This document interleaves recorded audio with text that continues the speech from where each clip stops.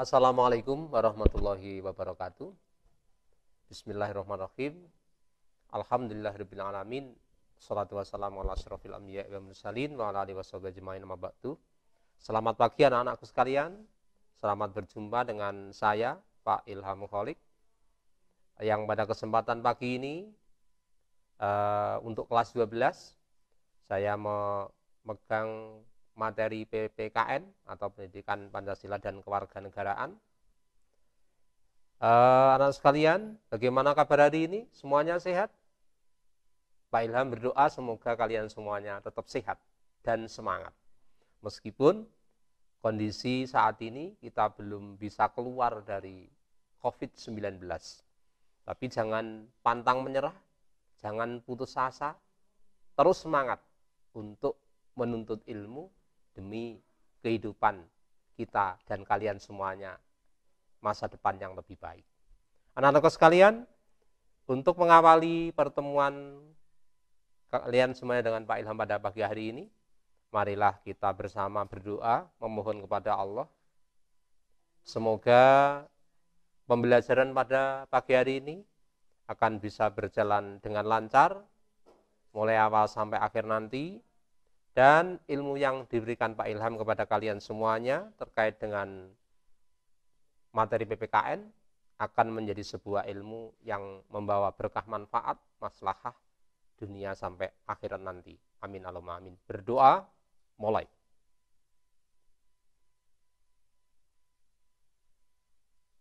Selesai. Terima kasih anak-anakku. Pada kesempatan pagi hari ini, Pak Ilham pada materi ini membawakan sebuah pembahasan yang ada di buku siswa kalian semua di bab 1 dengan judul kasus-kasus pelanggaran hak dan pengingkaran kewajiban warga negara. Kita bicara masalah kasus, berarti itu bisa dikatakan sebuah kejadian yang terjadi di sekeliling kita terkait dengan pelanggaran hak dan pengingkaran kewajiban sebagai warga negara.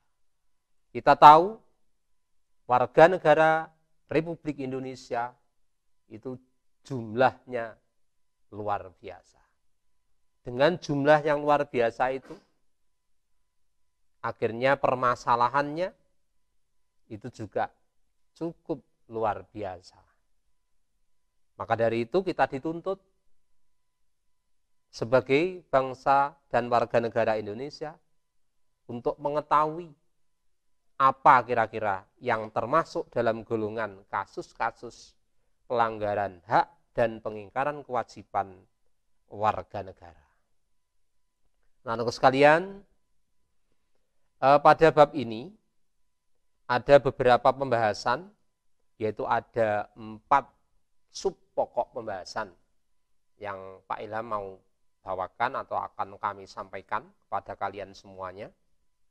Kalian semuanya bisa mencermati satu demi satu, sehingga nanti kalian akan bisa mengikuti daripada alur pembahasan dari bab ini.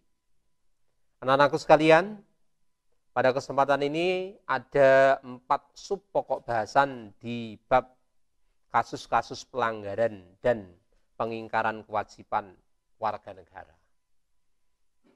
A. Makna hak dan kewajiban warga negara. B. Substansi dan kewajiban warga negara dalam Pancasila. C. Kasus pelanggaran hak dan pengingkaran kewajiban warga negara.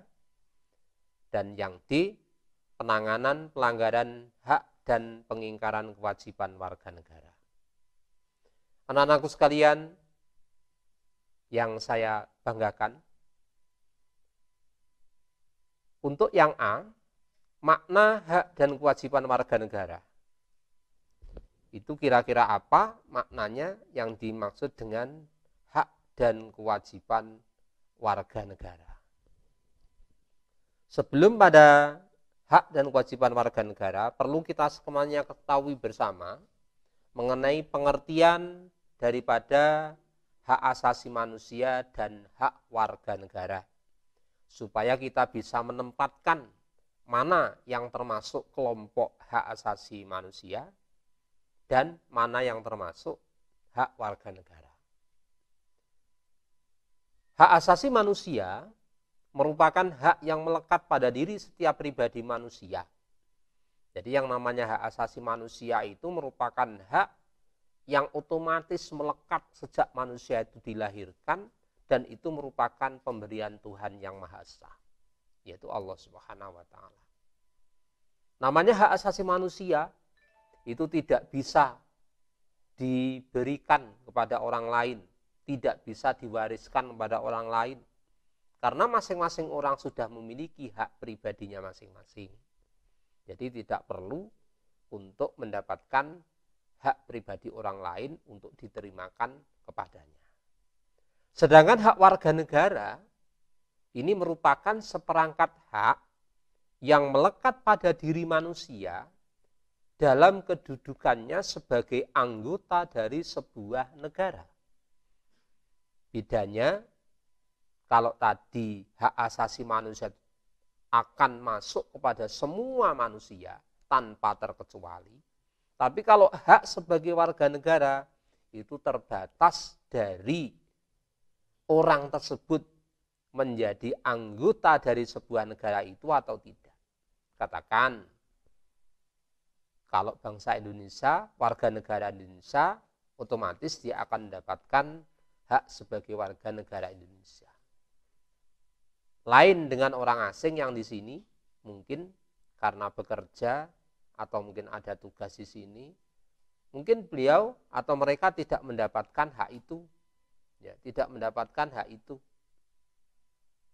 Jadi yang mendapatkan hak sebagai warga negara itu ya terbatas kepada warga negara itu sendiri. Berikutnya, pengertian hak asasi manusia dan hak warga negara. Terkait dengan hak asasi manusia ini tadi, sekali lagi saya tekankan bahwa hak yang dimiliki dari semua atau dari masing-masing pribadi manusia, sedangkan hak warga negara yaitu hak yang dimiliki bagi seseorang yang menjadi anggota atau warga negara itu sendiri. Adapun contoh hak warga negara sekalian, yaitu hak setiap warga negara untuk menduduki jabatan dalam pemerintahan Republik Indonesia. Katakan kalian sebagai warga negara punya hak yang sama ketika ada peluang untuk menjadi pejabat atau menjabat dalam lingkup pemerintahan Negara Kesatuan Republik Indonesia. Dan ini hanya berlaku bagi warga negara Indonesia dan tidak berlaku bagi orang yang bukan warga negara Indonesia.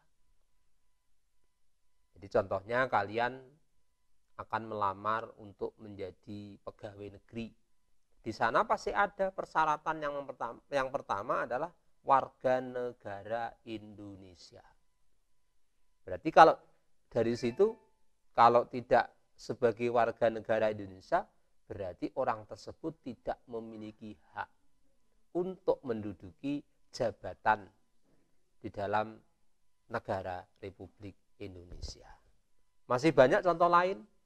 Katakan di desa ada lowongan perangkat desa, kemudian panitianya membuka pendaftaran dengan membuat selebaran dan baliho yang dipasang di tepi jalan desa. Di sana mesti ada persyaratan-persyaratan yang harus dipenuhi oleh calon pelamar daripada jabatan lowongan yang ada di desa itu. Di antaranya yang pertama adalah sebagai warga negara Indonesia. Perbedaan kewajiban asasi manusia dan kewajiban warga negara. Yang jelas ini ada bedanya. Sehingga kalau kita mengetahui perbedaannya dari kewajiban itu, kita akan senantiasa melaksanakan kewajiban itu dengan penuh tanggung jawab. tidak ada rasa keterpaksaan. Karena kita merasa bahwa itu kewajiban kita. Ya. Kewajiban yang asasi merupakan kewajiban dasar setiap orang. Ya, perbedaan kewajiban asasi sama dengan kewajiban warga negara. Sekali lagi, kewajiban asasi merupakan kewajiban dasar setiap orang, terlepas dari status kewarganegaraan yang dimiliki. Jadi kalau kewajiban sebagai manusia, kewajiban asasi manusia, itu kan berlaku untuk semua orang. Tanpa mengenal dia sebagai warga negara mana, yang penting dia sebagai manusia berarti punya kewajiban itu. Misalkan kewajiban untuk memeluk agama, untuk melaksanakan syariat agama yang dianutnya, itu kan kewajiban asasi. Jadi kewajiban dasar setiap orang dari pemeluk agama menjalankan ibadah sesuai dengan agama masing-masing. Terlepas dari dia itu warga negara Indonesia atau warga negara asing.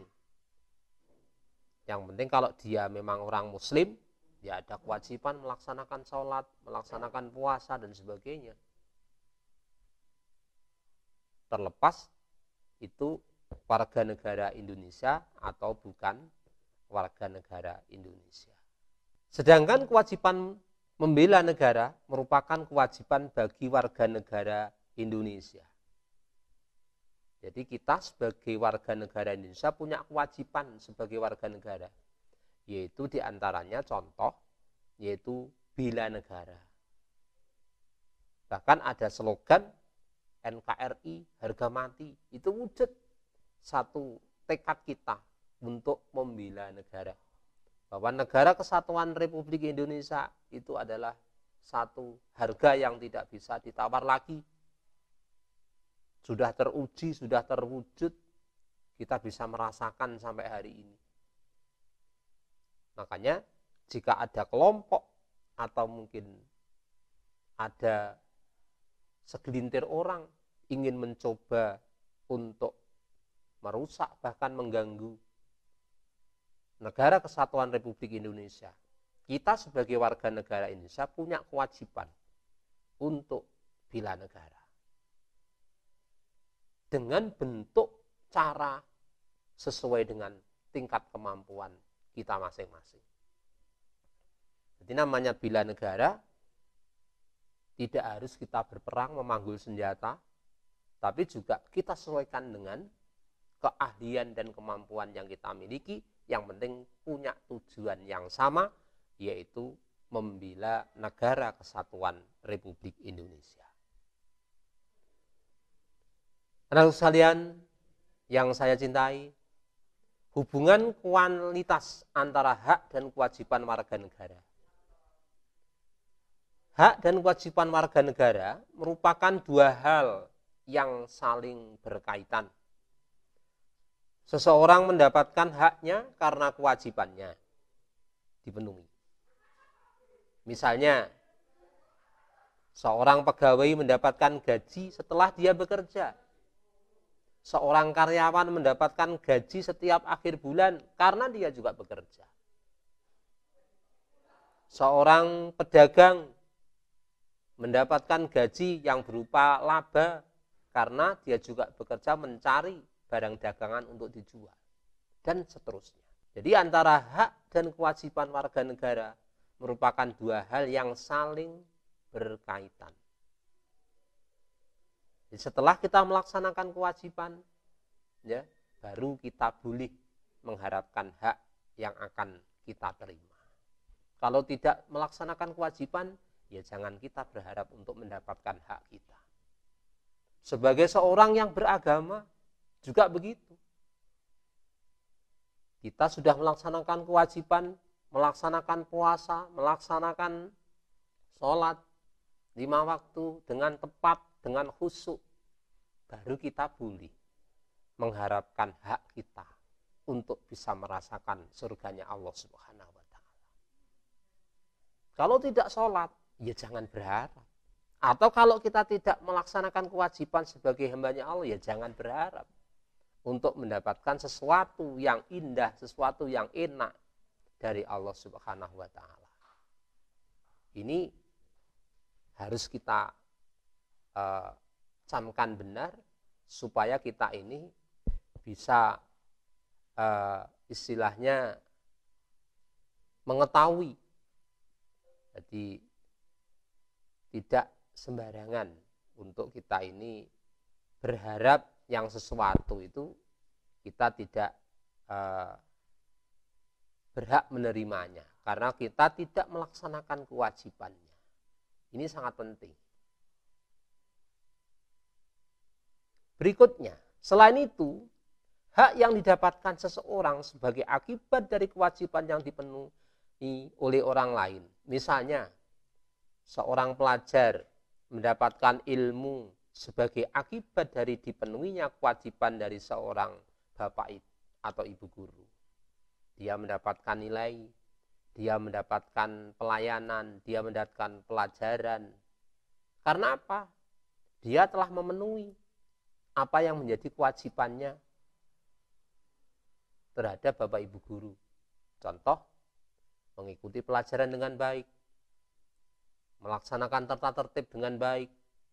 Akhirnya bapak ibu guru memberikan kewajibannya, yaitu sebuah nilai terhadap kalian semua.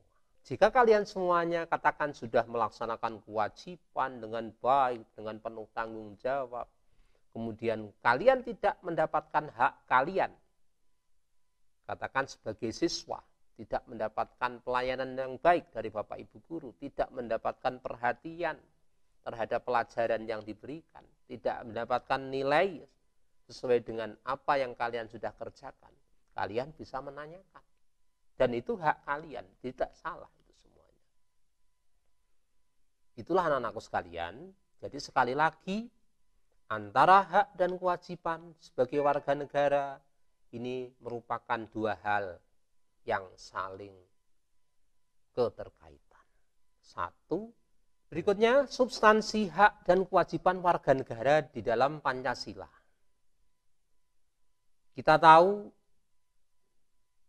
sebagai warga negara Indonesia mengakui dan sekaligus juga menjunjung tinggi namanya yaitu dasar negara kita, yaitu Pancasila.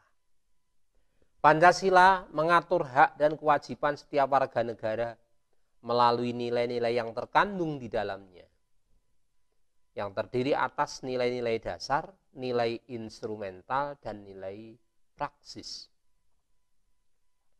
Jadi di dalam Pancasila itu ada 3 nilai, anak-anakku sekalian. Jadi ada nilai dasar, ya, nilai yang paling pokok, kemudian juga nilai instrumental dari nilai penjabaran daripada nilai dasar tadi, dan nilai praksis, nilai perwujudan dalam pengamalan sila-sila yang ada di dalam Pancasila. Sehingga ketika 3 nilai itu sudah kita laksanakan, sempurnalah sudah kita sebagai warga negara Indonesia dan yang mengakui Pancasila sebagai dasar negara kita yang sudah final, tidak bisa ditawar-tawar lagi. Anak-anakku sekalian yang ada di rumah dan dimanapun kalian semuanya saat ini mengikuti pembelajaran ini, hak dan kewajiban warga negara dalam nilai dasar Pancasila sekarang. Nilai dasar merupakan nilai yang bersifat universal, tetap, dan melekat pada kelangsungan hidup negara. Jadi yang namanya nilai dasar ini merupakan nilai yang bersifat universal, tetap, dan melekat pada kelangsungan hidup negara. Jadi tidak bisa untuk dirubah-rubah. Pancasila sebagai nilai dasar terdapat dalam alinea keempat pembukaan Undang-Undang Dasar 1945, anakku. Nilai dasar berkaitan dengan hakikat kelima sila Pancasila, yaitu nilai sila ketuhanan yang Maha Esa, nilai sila kedua, nilai kemanusiaan, nilai persatuan, nilai kerakyatan, dan nilai keadilan. itu sebuah nilai pondasi dasar yang tidak bisa dirubah, tidak bisa direvisi, tidak bisa diamandemen untuk 5 sila yang sesuai dalam alinea keempat pembukaan Undang-Undang Dasar Negara Republik Indonesia tahun 1945. Adapun hak dan kewajiban warga negara di dalam nilai instrumental Pancasila, nilai instrumental Pancasila merupakan penjabaran dari nilai dasar Pancasila yang berupa apa? Yaitu ketentuan perundang-undangan. Mulai dari Undang-Undang Dasar 1945 sampai dengan peraturan daerah. Itu merupakan penjabaran dari nilai dasar Pancasila. Jadi kalau bisa kita katakan begitu, nilai dasar itu adalah nilai pokok, sumber dari nilai instrumental. Nilai instrumentalnya merupakan penjabaran daripada nilai dasar. Karena apa? Kalau kita hanya berpegang kepada nilai dasar saja, itu kita tidak akan bisa berkembang, tidak akan bisa memberikan satu pemahaman sekaligus pelaksanaan dalam mewujudkan dalam kehidupan kita sehari-hari. Maka perlu kita jabarkan, perlu kita kembangkan. Seperti yang sudah dimuat di dalam bunyi Undang-Undang Dasar 1945 dan juga peraturan daerah, peraturan pemerintah, dan lain sebagainya. Itu namanya nilai instrumental. Berikutnya sekalian, hak dan kewajiban warga negara dalam Undang-Undang Dasar 1945 disebutkan. Pasal 26 UUD 1945, berdasarkan pasal ini, yang menjadi warga negara adalah orang-orang bangsa Indonesia asli dan orang-orang bangsa lain yang disahkan dengan undang-undang sebagai warga negara. Hal ini merupakan jaminan hak bagi setiap orang untuk mendapatkan status kewarganegaraan yang tidak dapat dicabut secara semena-mena. Jadi, berdasarkan pasal 26 UUD 45 yang menjadi warga negara Indonesia, itu syarat pertamanya adalah orang Indonesia atau orang atau bangsa Indonesia asli. Kalau ada orang lain atau bangsa lain ya yang masuk di dalam warga negara Indonesia, itu juga boleh. Yang penting memenuhi persyaratan untuk menjadi warga negara Indonesia yang sudah ditentukan oleh undang-undang. Jadi tidak sembarangan. Ada prosesnya, ada tahapannya, ada persyaratannya. Bukan tidak boleh atau ditutup sama sekali, tidak. Bisa dan boleh, tapi ya harus memenuhi persyaratan sesuai dengan ketentuan undang-undang. Jadi kalau mungkin kalian tahu, apakah itu di media elektronik atau mungkin di berita, ya, ada warga negara asing yang menjadi warga negara Indonesia ya, melalui mungkin naturalisasi. Banyak biasanya terjadi para pemain bola itu banyak dari warga negara asing yang naturalisasi kemudian menjadi warga negara Indonesia. Itu bisa. Yang penting dengan catatan yaitu dia bisa memenuhi persyaratan sesuai dengan ketentuan perundang-undangan.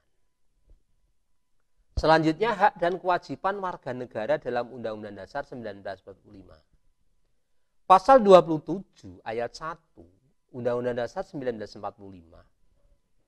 Pasal ini merupakan jaminan hak warga negara atas kedudukan yang sama dalam hukum dan pemerintahan. Jadi pasal 27 itu menyatakan jaminan hak warga negara yang memiliki kedudukan yang sama, baik itu dalam hukum dan juga dalam pemerintahan. Artinya, di mata hukum semua warga negara Indonesia itu sama. Tidak ada bedanya, tidak ada pengecualiannya. Tidak ada warga negara Indonesia itu yang kebal hukum. Karena negara kita adalah negara hukum. Segala sesuatu yang terjadi, segala sesuatu yang ada, itu senantiasa didasarkan pada hukum yang berlaku. Selanjutnya, di dalam pemerintahan pun juga begitu. Semua warga negara memiliki kewajiban dan hak yang sama. Jadi memiliki kewajiban dan hak yang sama di dalam pemerintahan.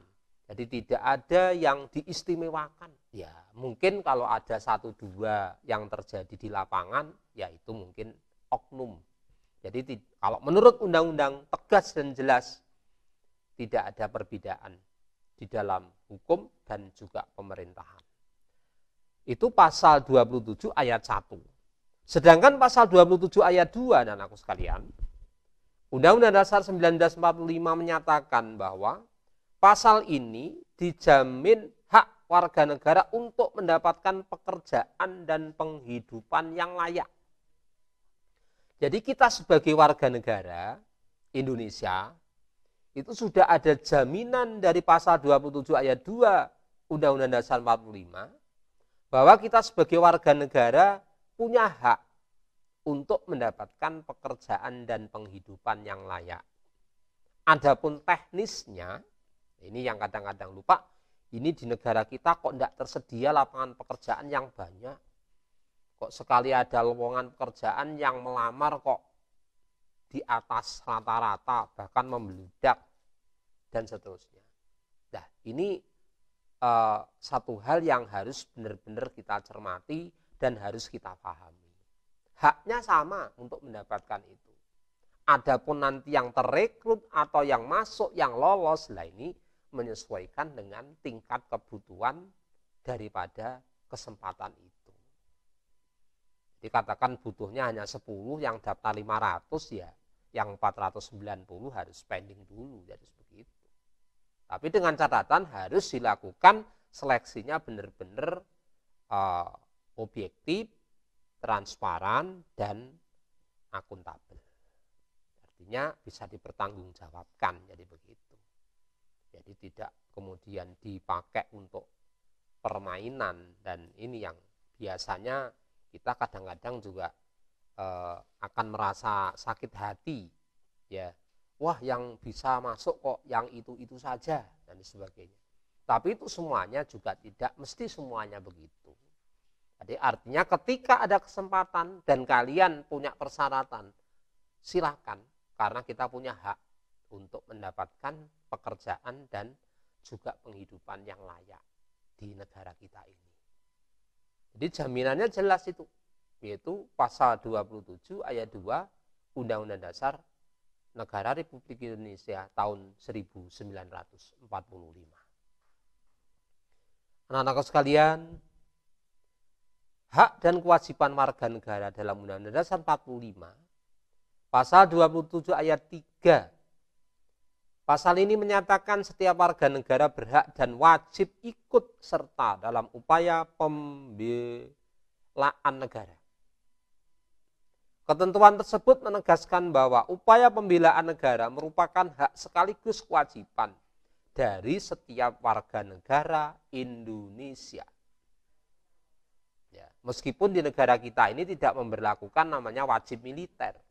Tidak seperti di negara-negara lain seperti di Amerika dan sebagainya. Usia 17 tahun sampai usia 20 tahun itu ada wajib militer. Tapi di kita motif atau bentuknya yang tidak sama. Jadi namanya bela negara itu tidak mesti harus berperang, tapi mengharumkan nama baik bangsa dan negara itu juga termasuk daripada bela negara. Kalian semuanya mengikuti olimpiade, mendapatkan prestasi demi membawa nama baik bangsa dan negara, itu juga bela negara. Jadi tidak harus kita memanggul senjata, ikut bertempur di medan perang, tidak harus begitu. Anda jadi atlet terbaik, kemudian mengikuti turnamen di tingkat nasional bahkan internasional, mendapatkan juara, mendapatkan medali, kemudian nama baik kalian atau prestasi kalian itu terukir di dalam kancah pertarungan olahraga tingkat internasional, itu sudah luar biasa dan itu juga wujud bela negara. Kalian katakan sebagai pelajar teladan, kemudian mengikuti event di tingkat internasional katakan. Ini juga satu hal merupakan wujud bela negara. Yang hanya saja memang apa bentuknya yang tidak harus sama, harus pakai berperang dan sebagainya. Jadi makna bela negara itu jangan hanya kita fokuskan bela negara itu bentuknya kita harus turun di medan perang untuk berperang dan sebagainya. Kalau negara kita sudah aman, tentram, ya bentuknya lain. Jadi seperti itu. Banyak bentuk-bentuk bela negara itu. Ketentuan tersebut menegaskan bahwa upaya pembelaan negara merupakan hak sekaligus kewajiban dari setiap warga negara Indonesia. Jadi namanya bela negara itu kewajiban kita. Jadi sekali ada kelompok atau sekali ada organisasi yang menginginkan dan merubah tatanan kehidupan bangsa kita, kalau tidak sesuai dengan ketentuan perundang-undangan yang berlaku, maka wajib hukumnya kita harus membela dan menjaga keutuhan negara kesatuan Republik Indonesia. Anak-anakku sekalian, selanjutnya pasal 28 Undang-Undang Dasar 1945, di dalam pasal ini terdapat 3 hak warga negara. Di antaranya yang pertama yaitu hak kebebasan berserikat. Artinya kebebasan kita ini untuk membuat sebuah organisasi, membuat sebuah kerjasama, berserikat dalam bentuk skala kecil maupun skala besar. Itu diperbolehkan. Ya, jadi diperbolehkan. Bukan berarti dilarang. Ya, jadi diperbolehkan. Kita berserikat itu boleh. Dan itu hak kita. Yang penting perserikatan kita itu tidak melanggar ketentuan undang-undang dan juga tidak melanggar nilai-nilai dasar negara kita, yaitu Pancasila. Yang kedua, hak kebebasan untuk berkumpul. Nah, ini bagi kalian semuanya biasanya kan suka untuk berkumpul dengan teman-teman, mengadakan satu demonstrasi untuk mengajukan sebuah tuntutan. Selama berkumpul tersebut tidak menimbulkan sifat anarkisme, ya, artinya main hakim sendiri, pengerusakan fasilitas umum, merugikan orang lain, itu ya boleh. Yang penting dijaga kondusivitas dari perkumpulan kita itu. Boleh. Kita punya kelompok, punya organisasi massa, boleh. Yang penting kelompok atau organisasi massa kita itu tidak melanggar ketentuan perundang-undangan dan hukum yang berlaku. Kalau sarana untuk kita berkumpul, kemudian nantinya istilahnya kita jadikan sebagai power atau kekuatan untuk menyampaikan sesuatu kepada negara, kepada pemerintah, yang penting sesuai dengan ketentuan perundang-undangan, tidak akan ada larangan bagi kalian semua. Yang ketiga, hak kebebasan untuk berpendapat. Berpendapat itu, atau kita memiliki pendapat, itu boleh. Ya, boleh. Jadi kita sebagai bangsa juga harus banyak atau punya banyak ide, punya banyak pendapat. Supaya apa? Kita sebagai bangsa, apalagi kalian semuanya sebagai generasi muda. Yang namanya generasi muda itu merupakan suatu generasi yang akan menentukan dari sebuah negara di masa depan. Maka untuk berpendapat itu dilindungi oleh undang-undang. Namun sekali lagi, berpendapat dengan pendapat yang benar-benar realistis. Kalau ada tuntutan, ya harus ada solusi. Jadi tidak hanya cukup menuntut saja. Jadi mengemukakan pendapat di muka umum itu boleh. Dan itu ada undang-undangnya. Dilindungi oleh undang-undang, yaitu pasal 28. Undang-Undang Dasar 1945. Dalam melaksanakan ketika hak tersebut, setiap warga negara wajib mematuhi ketentuan yang berlaku supaya kita tidak menyalahi ketentuan. Katakan kita mau menggelar demonstrasi, ya harus ada pemberitahuan atau izin tertulis kepada pihak-pihak yang terkait. Di sana dijelaskan kapan waktunya, jam berapa, pesertanya berapa orang, kemudian penanggung jawabnya siapa, ketuanya siapa, sekretarisnya siapa, dan seterusnya. Kemudian diajukan izinnya kepada pihak yang berwenang. Dari situ kita nanti akan diizinkan oleh mereka semua sebagai penanggung jawab keamanan. Kemudian kita juga harus tahu batasannya sejauh mana. Oh, pukul 15, pukul 17 harus selesai. Ya tidak boleh melebihi sampai pukul yang ditentukan oleh undang-undang. Sampai pukul 20 tidak boleh. Itu sudah melanggar ketentuan. Karena kalau sudah melanggar ketentuan, itu nanti akan memiliki dampak yang berbeda. Apalagi kita mengerahkan jumlah massa yang besar. Maka hal-hal yang tidak kita inginkan wajib sebagai warga negara untuk bisa menghindari dan juga bisa menjaga supaya tidak terjadi sesuatu yang tidak kita inginkan. Kalau itu bisa kita jalankan, kalian semuanya katakan, atau saudara-saudara kalian semuanya dalam kelompok organisasi yang kalian bentuk akan menyampaikan pendapatnya, itu akan diterima oleh pihak-pihak yang memang memiliki kompetensi untuk menerima pendapat kalian semuanya. Jadi bukan berarti kita tidak diperbolehkan sama sekali, tidak. Jadi boleh kita mengajukan pendapat, usul, saran, demonstrasi, boleh. Yang penting kita tetap menjaga marwah atau nilai daripada demokrasi, menyampaikan pendapat itu kepada orang lain dengan jumlah peserta yang cukup banyak.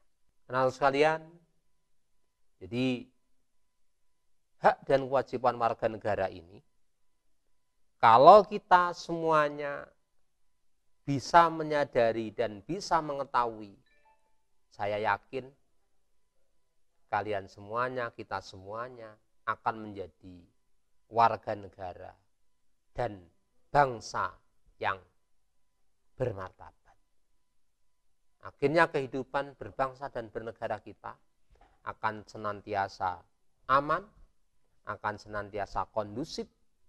Apa yang kita inginkan, apa yang kita cita-citakan, insyaallah akan diberi keberhasilan oleh Allah Subhanahu wa taala. Sehingga negara kita akan menjadi sebuah negara yang dikatakan sebagai negara baldatun thayyibatun wa rabbun ghafur. Anak-anakku sekalian yang saya cintai, hak dan kewajiban warga negara Dalam Undang-Undang Dasar 1945, pasal 29 UUD 1945, pada pasal ini ditegaskan bahwa hak warga negara atas kebebasan beragama. Pasal 29 UUD 45, saya pikir kalian semuanya juga sering baca itu pasal itu, bahwa negara kita ya menjamin kebebasan ya untuk warganya memeluk sebuah agama. Dalam konteks kehidupan bangsa Indonesia, kebebasan beragama tidak diartikan bebas tidak beragama. Jadi justru kalau tidak beragama itu tidak boleh. Semua bangsa Indonesia wajib memiliki agama.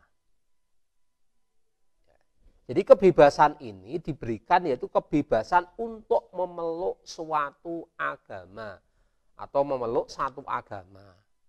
Katakan temanmu si A memeluk agama Islam, si B memeluk agama Kristen, si C memeluk agama Hindu, dan seterusnya.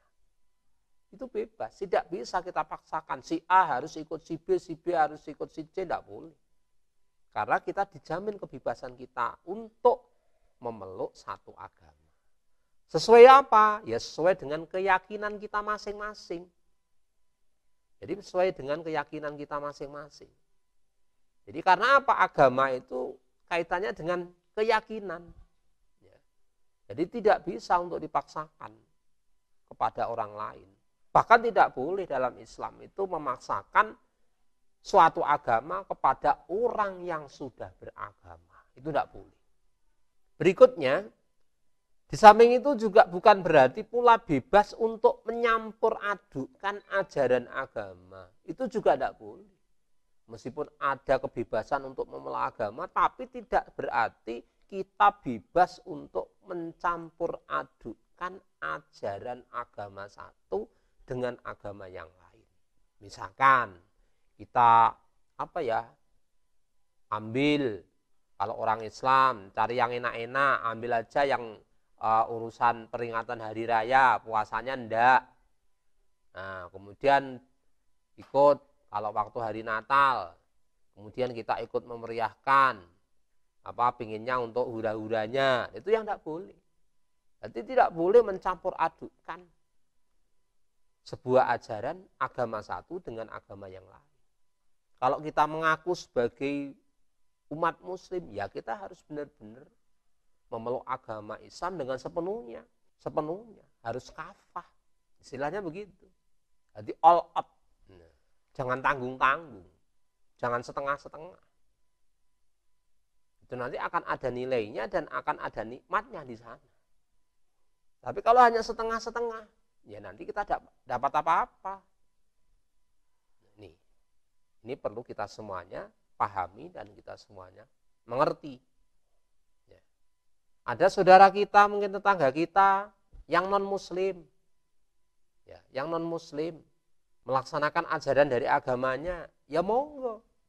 Kita sebagai sesama pemeluk agama, ya wajib untuk saling menghormati, menghargai, memberikan kesempatan kepada mereka semuanya untuk beribadah sesuai dengan agamanya masing-masing.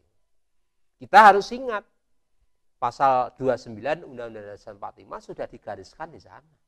Jadi kita tidak bisa memonopoli orang Indonesia harus Islam semua, tidak bisa. Jadi Indonesia itu bukan negara agama, tapi Indonesia itu sebuah negara yang memberikan kebebasan memeluk suatu agama bagi warganya. Agama apa saja? Ya agama yang sudah diputuskan, diberi hak untuk berlaku dan berkembang sesuai dengan ketentuan undang-undang di negara Indonesia kita tercinta. Berikutnya pasal 30 Undang-Undang Dasar 45. Pasal ini menegaskan hak dan kewajiban warga negara untuk ikut serta dalam usaha pertahanan dan keamanan negara. Ini pasalnya pasal 30 anak-anakku sekalian. Itu isinya hak dan kewajiban warga negara, termasuk kita semuanya, kalian semuanya ini. Bagaimana usaha ikut mempertahankan keamanan negara. Dari manapun ancamannya itu datang. Bisa datang dari dalam negeri, bisa datang dari luar negeri, bisa datang dari kelompok yang ada di sekitar kita sendiri, dan lain sebagainya. Selama itu mengancam keberadaan negara kesatuan Republik Indonesia, kita sebagai warga negara wajib hukumnya untuk mempertahankan dan membela serta menjaga keamanan negara kesatuan Republik Indonesia. Karena apa? Di sana sudah dijelaskan hubbul waton minal iman. Cinta tanah air adalah sebagian daripada iman. Jadi kalau kita mencintai tanah air kita, itu tetap pasti akan ada nilai pahalanya. Dan mewujudkan sejauh mana kadar keimanan kita kepada Allah Subhanahu wa taala bisa kita wujudkan melalui perasaan cinta terhadap tanah air kita dan juga bangsa kita. Ketika tanah air kita diusik oleh orang lain, ketika bangsa kita diganggu oleh bangsa lain, kita sebagai warga negara wajib hukumnya untuk senantiasa ikut merasa sakitnya.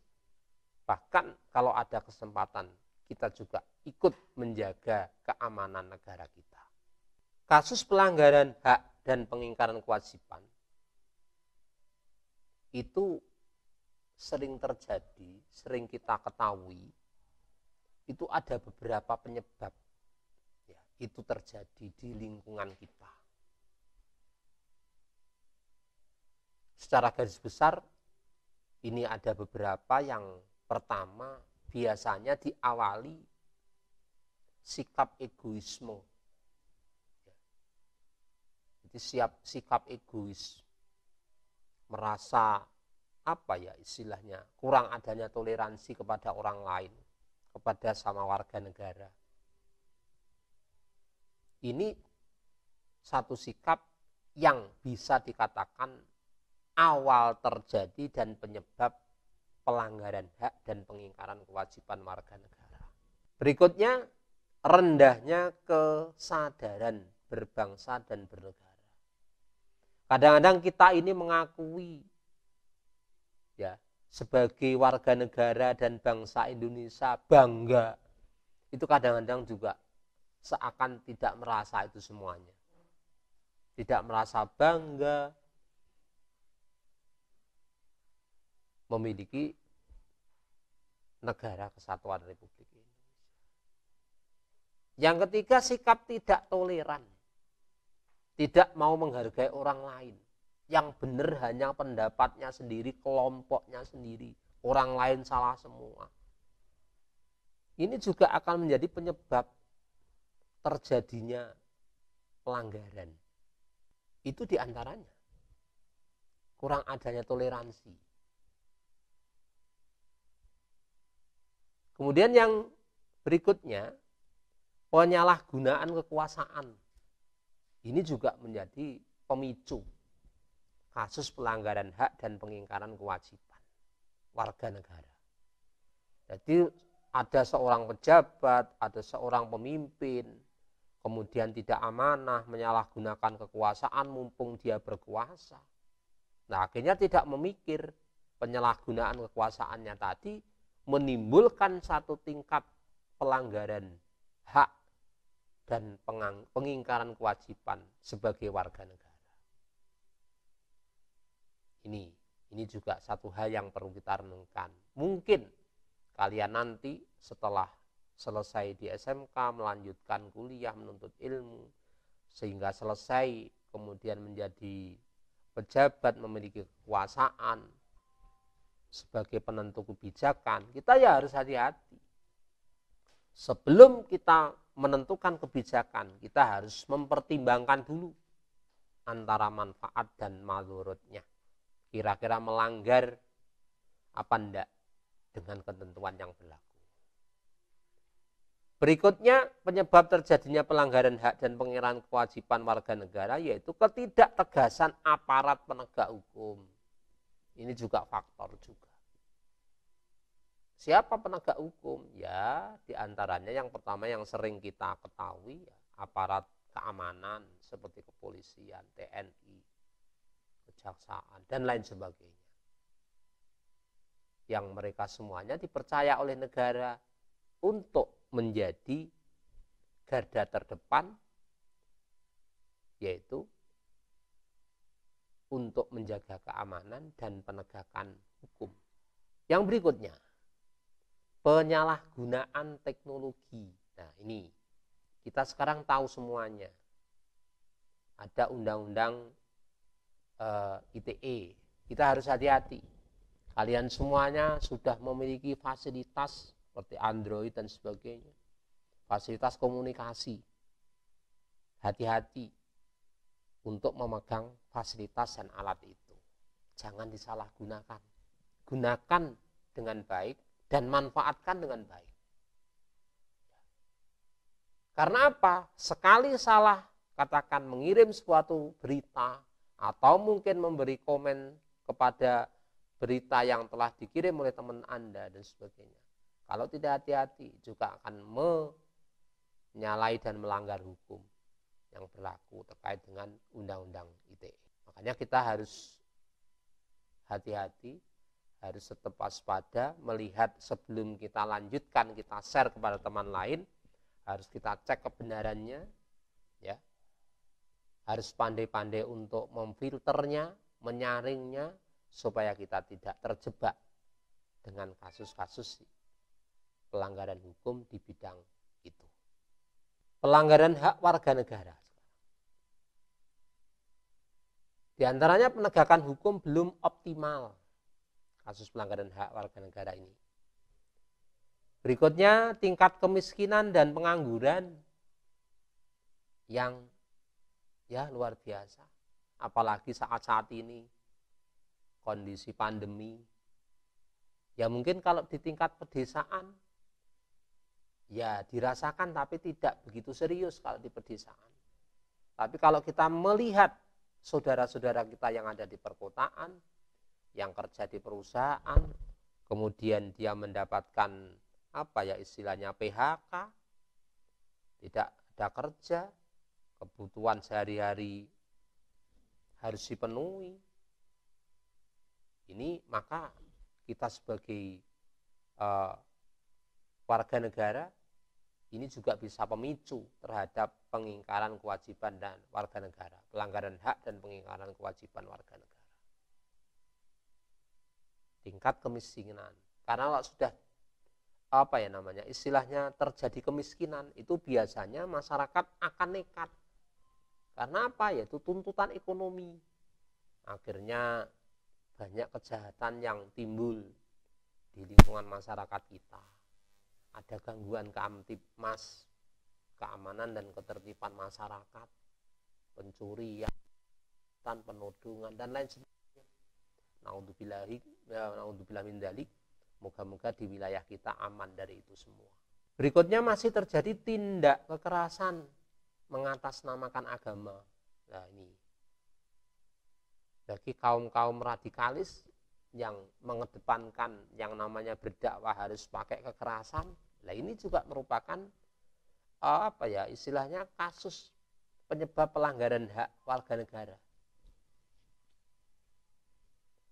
Penyebar fitnah, penyebar berita bohong, dan lain sebagainya. Berikutnya tingginya angka putus sekolah, itu juga pemicu.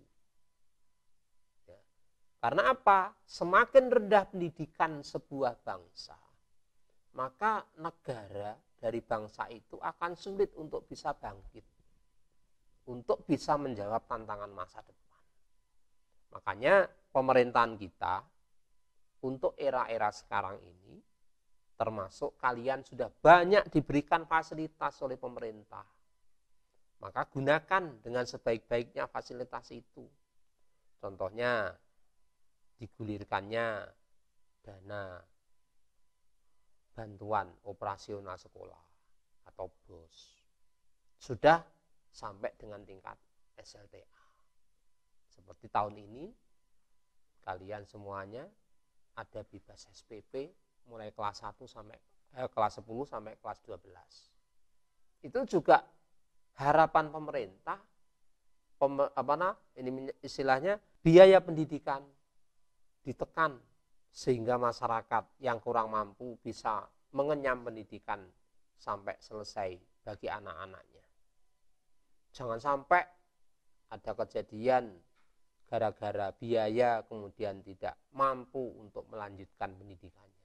Akhirnya pemerintah membuat satu keputusan memberikan biaya operasional sekolah. Kalau dulu masih di tingkat dasar, yaitu tingkat SD, MI, SLTP, MTS, sekarang sudah sampai ke tingkat SLTA, bahkan sampai perguruan tinggi. Luar biasa. Ini harus kita apresiasi. Maka kalian semuanya yang sekarang ini sudah masuk di kelas 12, jangan patah semangat, jangan menerima sampai di sini. Kesempatan untuk menuntut ilmu dibuka seluas-luasnya oleh pemerintah. Silahkan manfaatkan kesempatan itu. Berikutnya, pelanggaran hak cipta. Ya. Artinya, hak menciptakan karya itu merupakan hak seseorang. Dan itu kita semuanya harus bisa menghargai. Jangan kemudian kita ambil tanpa sepengetahuan mereka. Ini pelanggaran. Ya. Itu sebagai contoh kasus pelanggaran hak warga negara. Sedangkan kasus pengingkaran kewajiban warga negara, ya, contohnya apa saja? Ini yang sering kita bisa lihat mungkin. Membuang sampah sembarangan, artinya membuang sampah tidak pada tempatnya. Katakan kebetulan kalian rumahnya di pinggiran sungai, ketika membuang sampah langsung dibuang ke sungai. Itu juga termasuk pengingkaran kewajiban warga negara untuk menjaga kebersihan. Ya, 1 kali, 2 kali dampaknya belum kita rasakan. Tapi kalau itu kita biasakan, itu akan berdampak luar biasa merugikan bagi kita semua. Apa contohnya? Terjadinya bencana banjir dan lain sebagainya. Akhirnya saluran mampet tidak bisa jalan airnya. Akhirnya dipakai karena mampet tidak bisa jalan airnya, dipakai berkembang biaknya jentik-jentik nyamuk. Sehingga juga jadi wabah yang membahayakan kita semua. Kasus pengingkaran kewajiban warga negara, contoh lagi, melanggar aturan lalu lintas. Ketika kita berkendara, tidak mematuhi ketentuan sebagai pengendara. Misalkan kita tidak memakai atribut-atribut yang diwajibkan oleh pemerintah, oleh undang-undang sebagai orang yang berkendara. Tidak mematuhi rambu-rambu lalu lintas dan lain sebagainya. Merusak fasilitas umum, katakan coret-coret terhadap fasilitas umum. Tidak membayar pajak. Ya, tidak membayar pajak. Ini juga termasuk pengingkaran kewajiban. Karena sebagai warga negara, membayar pajak itu hukumnya wajib sebagai warga negara. Karena apa? Uang pajak itu akan kembali kepada masyarakat, kepada kita semuanya juga. Dalam bentuk lain. Bukan dikembalikan bentuk uang, bukan. Mungkin dikembalikan dalam bentuk fasilitas. Untuk membangun jalan, membangun jembatan, fasilitas umum yang lain, membangun sekolah, dan lain sebagainya. Itu semuanya sumber utamanya adalah pajak. Maka kita sebagai warga negara yang baik pajak itu juga merupakan kewajiban. Makanya ada pepatah, orang bijak senantiasa taat membayar pajak. Nah, itu ada benernya. Kemudian tidak berpartisipasi dalam pertahanan dan keamanan negara. Ini juga termasuk pengingkaran kewajiban. Negara kita ada ancaman, kita a priori masa bodoh, tidak mau tahu. Ini satu hal yang harus kita hindari, sikap seperti itu. Dan sekalian, untuk yang kesekian kalinya dan yang terakhir, penanganan pelanggaran hak dan pengingkaran kewajiban warga negara. Upaya pemerintah dalam penanganan kasus pelanggaran HAM atau hak dan pengingkaran kewajiban warga negara itu diantaranya yang dilakukan oleh pemerintah kita. Ini upayanya. Namun secara maksimal tanpa adanya bantuan dan komitmen dari warga masyarakat dan warga negara, mustahil untuk bisa terwujud. Di antaranya yang pertama, meningkatkan kualitas pelayanan publik. Kita tahu sekarang ini katakan pembayaran pajak semuanya sudah via online. Tidak harus ngantri. Cepat. Bahkan tidak sampai hitungan jam, menit dan sebagainya. Selesai. Tidak ribet. Simple. Di mana-mana bisa. Nah, itu contohnya. Itu merupakan peningkatan kualitas pelayanan publik. Kalian semuanya berkunjung ke rumah sakit, ke puskesmas, dilayani dengan baik, dengan pelayanan yang cepat, dan lain sebagainya. Meningkatkan pengawasan dari masyarakat. Jadi pemerintah itu mengharap kepada warga masyarakat untuk ikut mengawasi program-program pemerintah yang digulirkan di tengah-tengah masyarakat. Jadi penting dan itu sangat diharapkan oleh pemerintah. Supaya apa? Bisa cross-check dari kegiatan yang ada di masyarakat kita. Membangun partisipasi masyarakat dalam pencegahan terjadinya pelanggaran HAM dan pengingkaran kewajiban warga negara.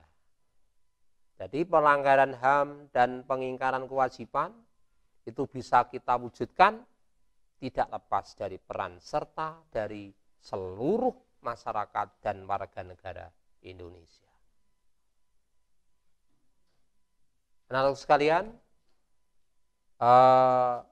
terkait dengan bab penanganan pelanggaran hak asasi manusia dan pengingkaran kewajiban warga negara yang saya uraikan dari awal sampai akhir tadi, semoga bisa menambah wawasan kalian semuanya, sehingga kalian semuanya nantinya akan menjadi warga negara yang baik, warga negara yang bisa membawa negara kita ini menuju negara yang baldatun thayyibatun wa rabbun ghafur. Dan tugas hari ini, dari apa yang telah saya sampaikan tadi, kalian bisa rangkum ya pertanyaan-pertanyaan yang telah ada di dalam buku siswa, baik itu tugas mandiri 1.1, 1.2, 1.3, kalian kerjakan sesuai dengan pembahasan yang telah Bapak sampaikan mulai awal sampai akhir tadi. Kiranya itu yang bisa saya sampaikan hari ini untuk mengakhiri pertemuan dan pembelajaran PPKN pada pagi hari ini. Marilah kita tutup dengan bacaan doa bersama. Berdoa, mulai. Selesai. Terima kasih. Ada kurang lebihnya mohon maaf. Dan saya akhiri. Ihdinas siratal mustaqim. Wassalamualaikum warahmatullahi wabarakatuh.